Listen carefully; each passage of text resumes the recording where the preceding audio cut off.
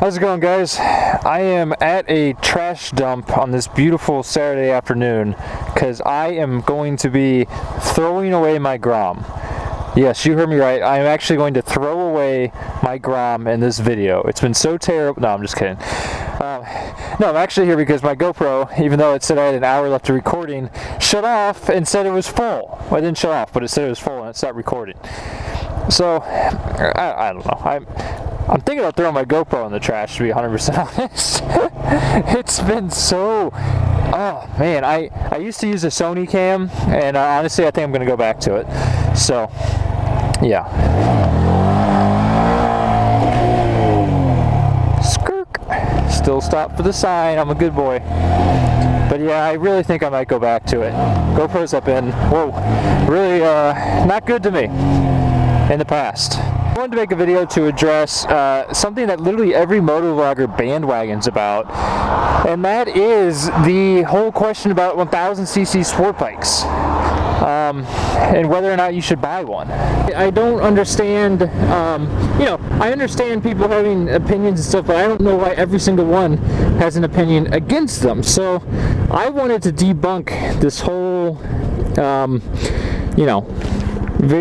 just this whole like attitude in the motovlogging community towards 1000cc sport bikes.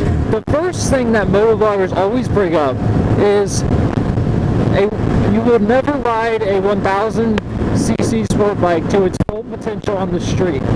In other words, they're saying it's completely impractical to own a 1000. And I absolutely agree with them.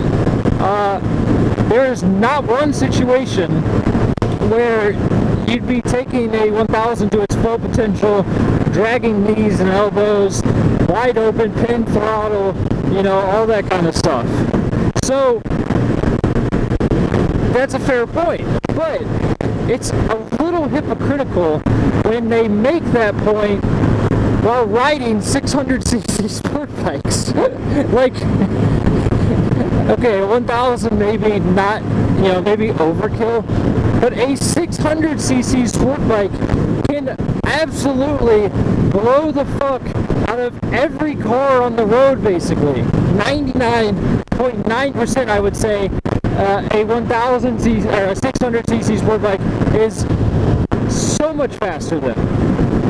They're probably faster than 90% of sports cars, and maybe even like 10 or 20% of cars that people consider to be supercars. So in no way is a 600 practical. Nobody buys a sport bike for practicality. And bear in mind, I'm not really counting like 300cc sport bikes here. We buy supersports because they are fun and amazing and so ridiculous. I think if everything in your life is practical and the minimum of what you actually need, you're going to be a very boring person, and you're going to be a very bored person. They talk about weight. The weight difference between a 600 and a 1000 is often like 30 pounds. Maybe even 20, maybe 40, whatever. It's not enough for any reasonable rider to notice while riding on the street. Like, if you're riding so hard on the street that you're able to quantify a difference of 20 or 30 pounds in weight, I almost grabbed the handbrake there, still getting used to it. Woo, you drive slow. If you're able to quantify that difference in weight, I tell you right now, you're riding way too hard on the street and you're going to get yourself killed. I always say, go 60% on the street, maybe 70% of your full ability. You should never go full retard on the street. Save that for the track. If you wreck, you'll probably be okay. For one thing, you're in good safety gear. There's runoff, all kinds of stuff like that. If you're riding so hard on the street that a 20 to 30 pound difference in weight is going to be a huge factor for you, you're riding too hard, and that's ridiculous. Second thing people argue is price. Okay, so if you take a 2016 Yamaha R1 and a 2016 Yamaha R6, I don't know why I'm saying 2016, it's 2019 right now. So let's just say they're both 2019. And you buy them off the showroom floor, 9 times out of 10, the R1 is going to be more expensive than the R6, or the ZX-10R is going to be more expensive than the ZX-6R, or, you know, whatever. Doesn't matter the brand. Obviously, you're paying for a lot more bike. But if you have half a brain and go back and, you know, spend an hour doing research, looking around, I can almost guarantee that you're going to be able to find a leader bike for around the cost that you were, you know, your budget for a 600, unless your budget is like $1,000 or something. You know, you might have to go a model or 2 year older.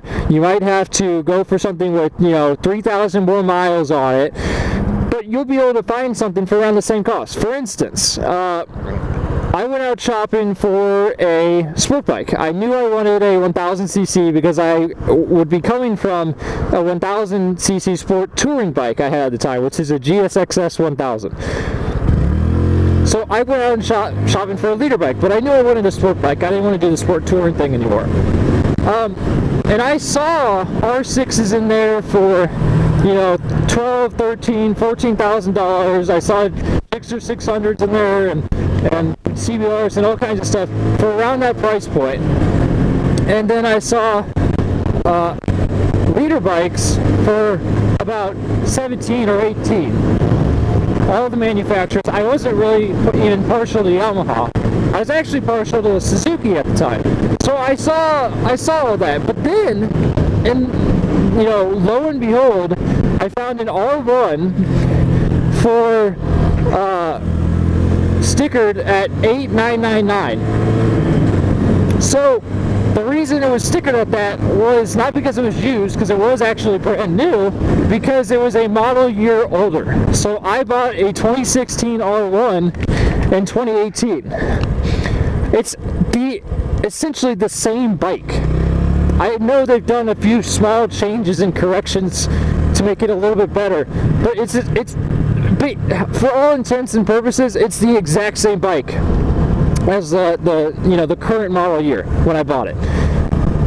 And I think I walked out the door when they slap on all their extra bullshit and extra fees for a little bit over like $9,500. And I know all you're gonna say, well, how did you walk out the door paying more than you would for sticker price? And that's either I got screwed, or the sticker price was really the lowest they were willing to go, plus their fees. And that's what the salesperson was telling me. And I did walk away from the deal a few times, and they didn't change their mind. So I recognize it as a good deal even with that. I bought the bike anyway. So you can look around, you can find a good deal. That's the point I'm trying to make. Price is also, if you're smart, not going to be a big factor. Last but not least, the point motovloggers try to make is you shouldn't start on a 1000. You shouldn't even start on a 600, a lot of them say. And, you know, to a point I can agree with what they're saying there, but what a lot of them don't actually realize is leader bikes, modern leader bikes, I'm saying since probably 2015 on, maybe even 2014 or so, have power modes. So you, like on my R1 for instance, I can dial down the power to the point where it feels like a 300. I don't recommend starting on a brand new bike anyway, because you'll probably drop it.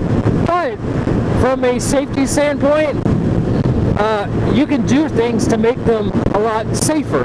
You know, maybe as a second bike or something like that. So once again, in my opinion, that whole thing is debunked with modern leader bikes. Might not be a good idea with the older ones, but definitely with modern. So anyway, that's my whole rant, I guess. Hope you guys liked it. I'm gonna go get some lunch, enjoy the rest of my weekend. Please like and subscribe, give me a thumbs up if you can, or a thumbs down if you didn't like my video, and I'll see you in the next one. Thank you, everybody. Get out there and ride. Bye bye.